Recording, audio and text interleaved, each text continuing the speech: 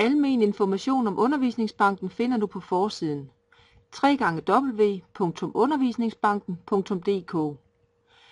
I højre side af skærmen finder du knappen Unilogin. Klik her.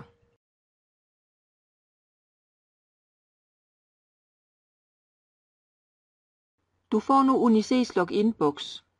Her bruger du dit Unilogin og indtaster dit brugernavn og din adgangskode. Det kan være det samme, som du bruger til elevplan eller andre ting. Klik på Login. Hvis du ikke allerede har et Unilogin, kan skolens IT-folk hjælpe. Der findes en vejledning for systemadministratorer her, hvis der måtte være behov for det. Når du er kommet ind i banken, kan du se de mapper, som skolen abonnerer på. Klik på den mappe, der er aktuel for dig, og se nærmere på indholdet.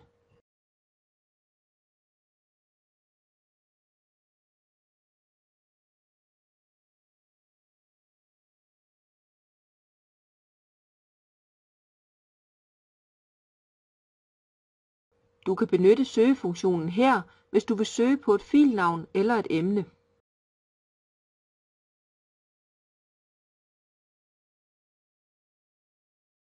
Når du bevæger dig rundt i Undervisningsbanken, kan du hele tiden se, hvilken sti du har fulgt på brødkrummestien øverst. Som noget nyt kan du nu også bruge browserens tilbagefunktion. Hvis du foretrækker den struktur, du kender fra Stifinder, kan den visning slås til her.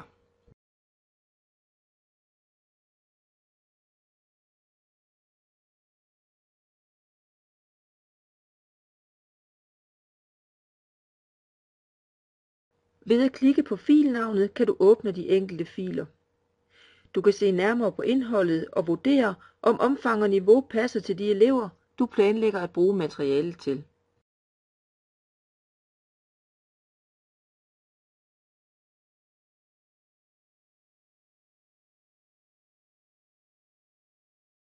For at starte din egen samling, klikker du på plusset her til højre.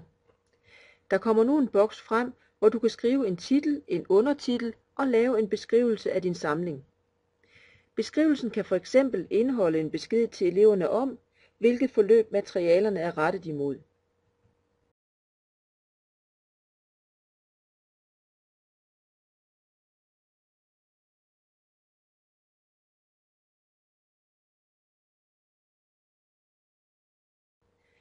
Du har nu fået en ny samling i feltet Mine samlinger. Når du har fundet en fil, du gerne vil putte i din samling, klikker du på den orange pil. Filen er nu føjet til samlingen.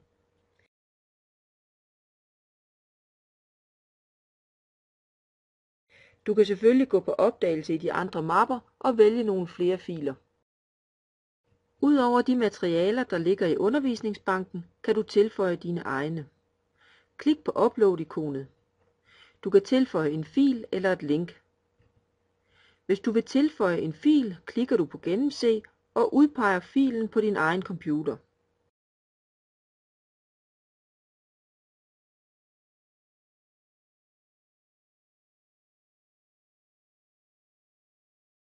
Din fil optræder nu som et element i din samling. Hvis du vil tilføje et link, klikker du på Upload-ikonet, vælger Tilføj hyperlink og skriver adressen på hjemmesiden.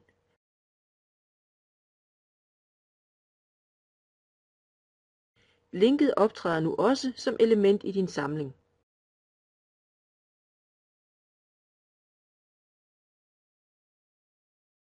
Når du skal ændre titlen på din samling, klikker du på værktøjsikonet. Du får nu en boks, hvor du kan ændre titel, undertitel og tilføje en beskrivelse af mappens indhold.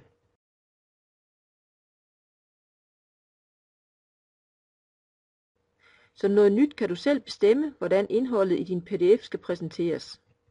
Det kan være, at nogle af dine elementer bare skal optræde som links, og det kan også være, at du ønsker, at elementets titel skal kunne ses. Du kan også ændre på elementernes rækkefølge ved at klikke på pilene her. Til slut kan du vælge at give samlingen din egen forside.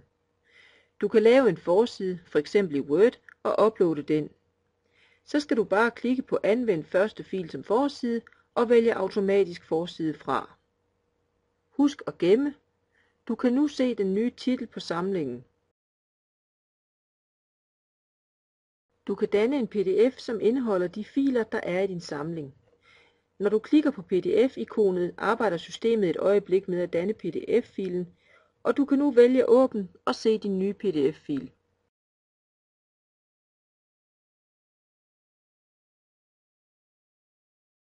Du vil se, at filen har fået din forside og den titel og undertitel, du har givet den.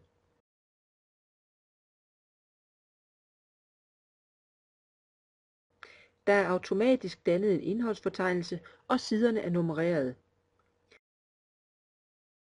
Nederst på siden er der et forord, der indeholder din beskrivelse.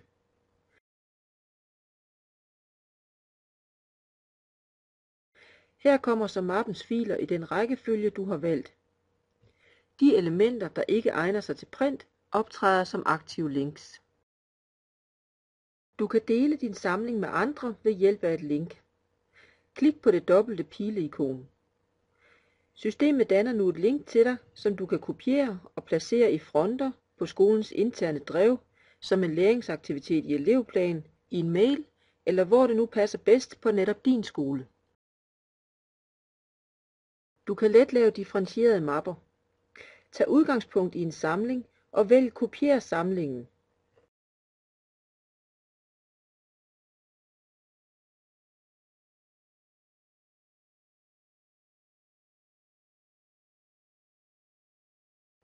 Du har nu en ekstra udgave af samlingen, som du enten kan føje flere filer til, eller slette noget af indholdet i.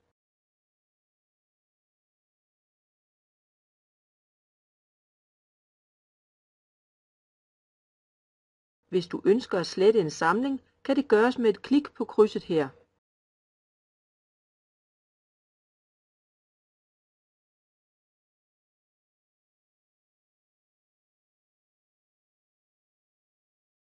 Alle de samlinger, du har lavet tidligere, er lagret i systemet. Du kan altså åbne og ændre i gamle samlinger.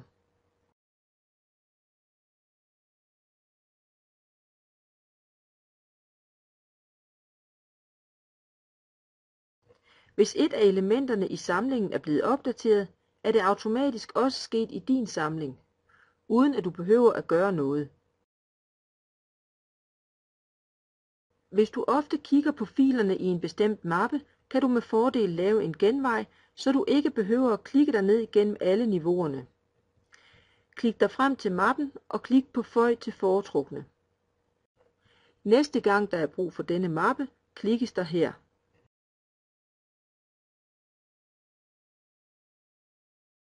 Her kan du se feltet modtagne samlinger. Her finder du link til de samlinger, som andre har delt med dig. Når du klikker på et link, kan du i skærmens midterste del se de filer, som denne samling indeholder. Hvordan får eleven en samling?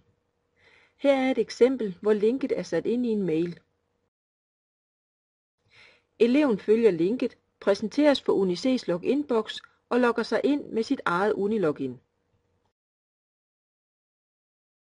Eleven ser nu de filer, som underviseren har samlet.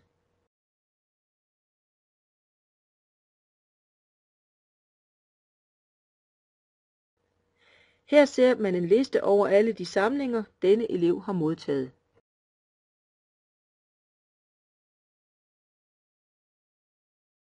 Har du ris eller ros eller gode idéer til nye materialer, er du meget velkommen til at dele dem med os her. Ellers må du have god fornøjelse med Undervisningsbanken.